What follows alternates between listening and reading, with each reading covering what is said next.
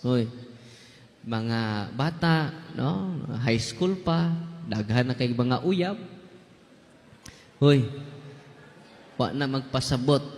Nga daghan kag uyab, gwapo ka. Paminaw mo. Wa po na magpasabot, nga daghan kag uyab, gwapa ka. Ha? Kanang mga bratuhon, daghang mo palit ang mga ukay-ukay ba? Kung daghan gani kag uyab, meaning ana, ay kalipay, baratuhon ka. Kanang mga ang palakiro kayong dagko, mga bratuhon na, di na magpasabot, nga gwapo ka. Wa po na magpasabot, nga gwapa ka. Bratuhon ka. Inay mo tapadaghan kag uyab, kaluoy nimo, bratuhon ka. Pero katong mga branded, gamay ra kay namalit. Nga naman, mahalon.